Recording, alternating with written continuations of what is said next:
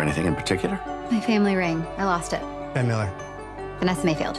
Vanessa, this is so romantic. Your lost ring leading you to this? Ben's just he's a friend. Let's start with your new movie, The Christmas Ring.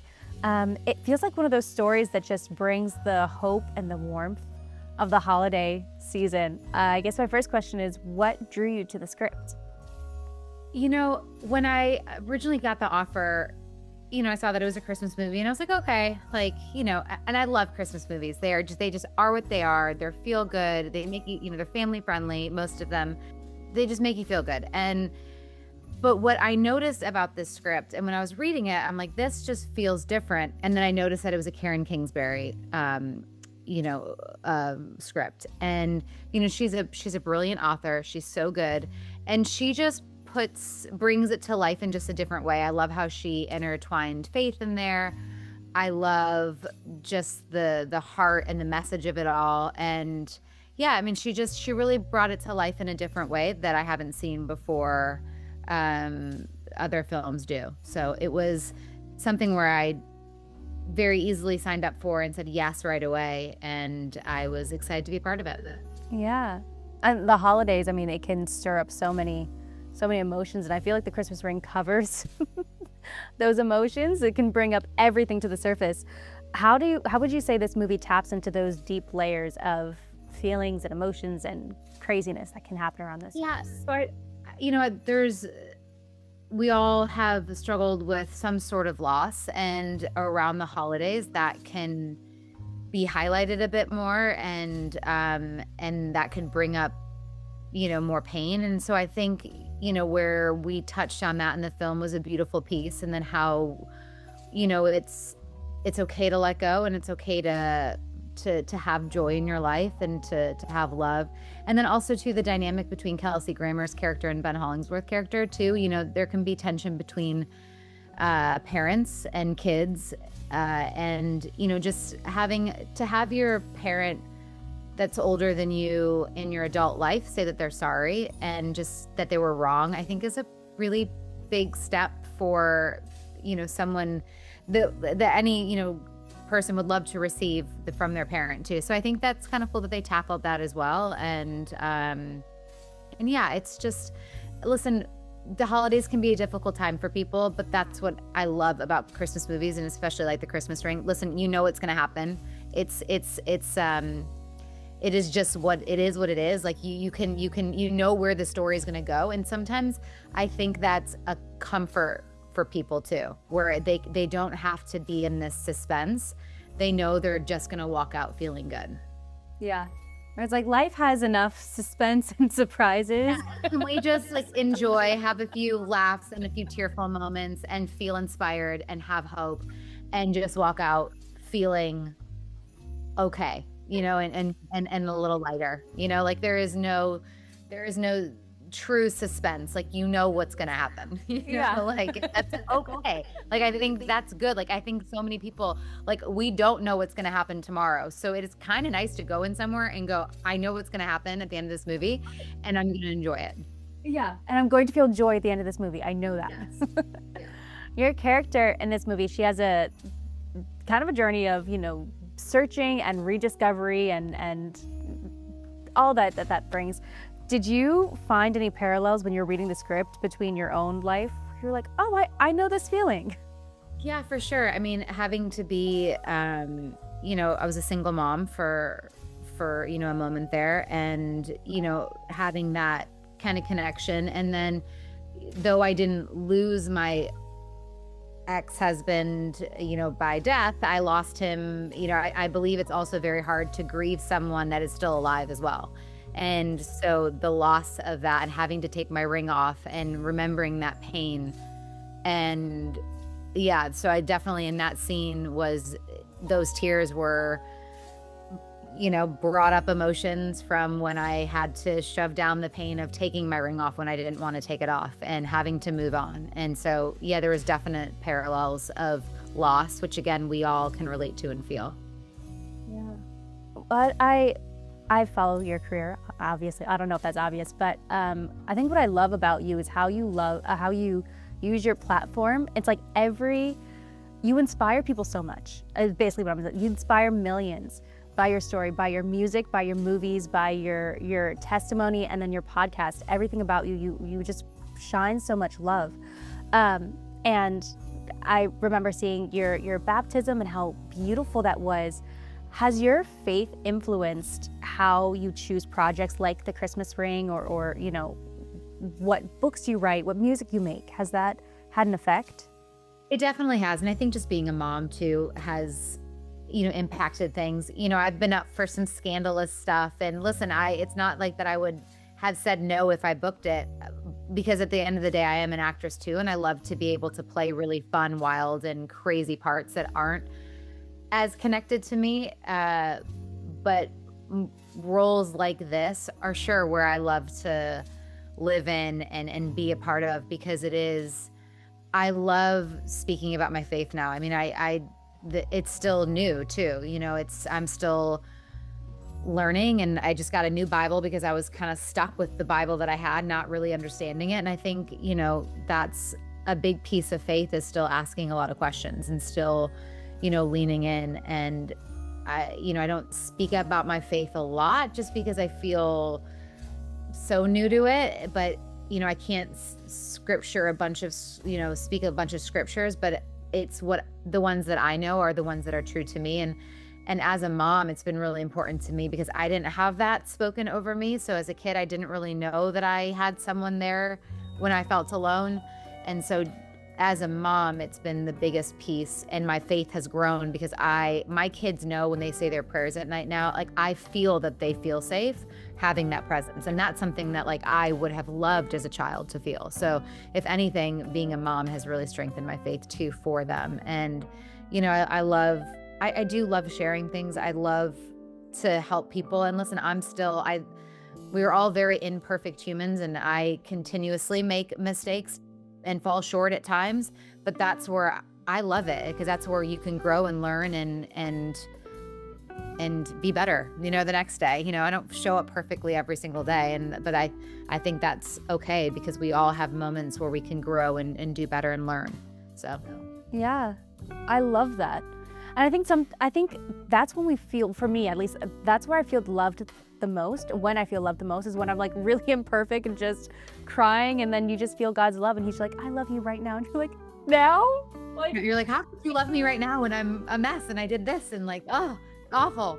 But yeah, I mean, it makes you, and that's, you know, that's why he loves us the most when we do that, you know? So we got to speak to Karen, and she talked about how much she loved the set and being on the set, and just how you could feel just so much love through the cast and through the crew.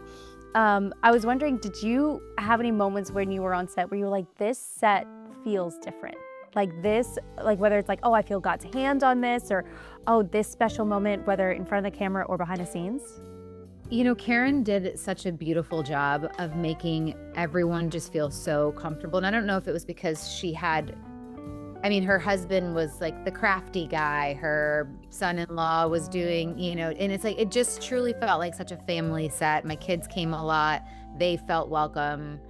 And, you know, for me, even my therapist, post movie, I'm just like crying she's like, I've never seen you sit in my office and cry post a movie. And I said, I know. I was like, this one just felt so different. It was like I was just grieving the great experience, because not all sets are like that. Not all sets feel like a family. And I think that comes from the top up. And, you know, Karen did such a brilliant job of just really just being there and caring for us. And that faith element was there. Everyone could feel it. They had a prayer before, you know, the start of the day. And it just made us all feel a part of a family. And I loved every second of that set, and I miss it. And I wish it could turn into a TV show and I could show up every day for work on Netflix. Yeah. Karen talked about one of the ways that she told me it was really important to her, where she was like, everyone got good food. Like everyone had to get. So that's the thing. That's the only time I'll ever truly be a diva on set, is the crafty section, and then meals. Because listen, I'm not a big snacker, but I can't just have Doritos or and we got to have some like good foods to nourish us for 14 hours. So, you know, and she was just, I mean, she had smoothies and, you know, I mean, the best protein bars. And then for dinner, she's like, would you like a salmon salad? I'm like, Karen, like, you don't have to get us that every night. She's like, no, you need to be fed. And I'm like, well, listen, I'm not going to turn down a salmon salad every night. So this is great. But yeah, I mean, that is so not common on a set. And so she just really was just lovely about that. And, you know, you got to nourish your body to be able to give your best in everything. And I'm not a great person when I'm hungry. So it was best for everyone on set. yeah, seriously. Is there a way that is there a way that's your favorite way to show people that you love them? Like Karen, when she was like, oh no, they get the best food, I want to give them good food. Is there something where you're like, this is how what my friends always say is that I always want to include everybody. And it's true. Like I just always want everyone to feel welcome and included. Like on premiere day, I had my 4 best girlfriends. They flew in from Michigan to come be here. So we're all getting ready in the house. And the girl that plays my daughter, Megan, you know, she plays Sadie in the movie and she's brilliant in it. And, you know, I invited her over to come do makeup with us. Cause I just want everyone to feel loved and happy. And then for me too, you know, next week my girlfriend's going into an award show and I'm doing her makeup. Like I want people to feel beautiful. So like I'm doing her makeup for a couple hours and I just like it, and I even offered to do my friend's makeup on the day of the premiere of like my movie premiere, but I'm like, I want you guys to feel beautiful. And like, I just like, that's my big thing. I want everyone to feel welcome and beautiful and just like loved. Yeah. Oh man, that sounds so sweet. And I think I genuinely love doing makeup too, like on people, because then they're just like, they feel beautiful. Yeah. I think that's, If they don't. I think that's so beautiful because it's like being able to express that in different ways. And, you know, even things that someone might be like, oh, but that's frivolous or that's not essential. I'm like, no, but it really is. If it makes someone.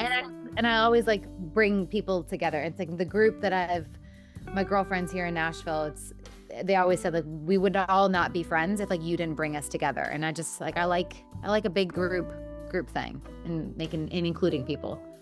With the Christmas ring, what would you say is the heart that reminds people of like this is what Christmas is truly about? I think it's the joy, because I do think being, you know, surrounded, so like in the movie, I'm a widow. My other 2 girlfriends, Jessie James Decker and Debbie Winans, who are so lovely in the film, they're also Gold Star widows. And they don't, spoiler alert, end up with anyone, but it's the joy of the community. It's the joy of the people around them and the love. It's like you don't have to be, and this is something that I learned too, even in my divorce, like you don't have to be loved by someone else to feel the love. And that was really big for me in my healing journey. And then finding love was because the love that I found for myself and the joy that I found for myself without attaching it to somebody else. And I think, you know, when you are single or, you know, not with someone this holiday season too, it's just remembering that there is so much joy and love around. And it might be hard to feel because you're not in a relationship or you're not with someone, but it is, if you look around, there is so much light. And that's why, you know, again, my therapist would be like, what makes you happy around the Christmas time? And I said, I love the lights. And she goes, then light your house up, you know? And so like to this day, I just have every tree and a tree in every room. And I just light up the house because that brings me joy. And I think that is the message with this too, is there is joy with the community and the friends that you have around you. I mean, I think that might answer my next question, but I was going to ask, what would you say to someone who's struggles with the holiday season, finding hope and joy and the Christmas spirit during tough times? I would say find the one thing that makes you happy, and what's the truth. You know, the truth is we're all in a season, and your season might be this actual holiday season, but someone else is going to have a difficult season in the spring or in the winter and the fall. And in those moments, I think in the hardest seasons are the most beautiful, fruitful seasons, because there is a seed planted and you are the one that gets to water that and to love it and to nourish it and to choose what you want. So like my always thing is like, choose joy. That is a choice to be chosen and to do. So it's like, find that, like, you get to make that for yourself. You get to choose it for you, not for the person next to you, but like for you. And I think, you know, if there's one thing that you love about the holidays, do that one thing. If there's one thing that, if you want to sit and watch, you know, an old TV show that you've binged for years, that's what makes, do it. Like, do something that just makes you happy and choose it for yourself. Last question about the Christmas ring, but I wanted to know, you know, obviously the Christmas ring, there's a precious family heirloom that's been passed down for generations, that's been lost. What is there precious family heirloom, whether it be physical or even just spiritual or even just emotional, that you are excited to pass down to your children, or that you've seen that you've passed down to your children? So I actually have it on my finger. It's a Claddagh ring that I got when it was post-divorce. And I got it when I was in Ireland. And I just remember, you know, so the heart facing you means that you found love. The heart up is, you know, you're looking for love. But it's something that I wanted to pass on to Jolie, you know, when she's older and, you know, in that era, because, and I think too, it's just, you know, for me, I even turned it around before I found love, is because I found the love within myself. And so it's like, I was choosing me in that. And so, yeah, I just think it resembles hope and strength and love. Oh, I love that. That's so sweet. I didn't know the thing about the heart facing, and I had never, oh, that's so beautiful. Okay. Well, here at Movie Guide, we love movies, we love Christmas, we love miracles, and we love a Christmas miracle. Have you ever experienced a Christmas miracle or any kind of miracle where you're like, wow, I don't know how that happened, but I'm so thankful that it did? I think just being where I'm at now, I mean, is the greatest miracle. Is, you know, Christmas time was always really hard for me because I grew up in a divorced family, and I've always wanted a family unit. And though I lose my older kids on Christmas Day this year, and of course it makes me sad, but it's like, but we have such a beautiful family, and it's really gone from celebrating, you know, and being alone during the holiday seasons to this beautiful new family and this blended family. And I think that's beautiful, and that just shows you that, you know, there is love and hope and joy just around the corner when you don't even realize or recognize it. So to me, that's a miracle. There's an antique dealer. Be sure to like, comment, and subscribe down below. And if you want more content like this, head over to movieguide.org. Movie Guide is a nonprofit organization, and we are supported every day by viewers like you.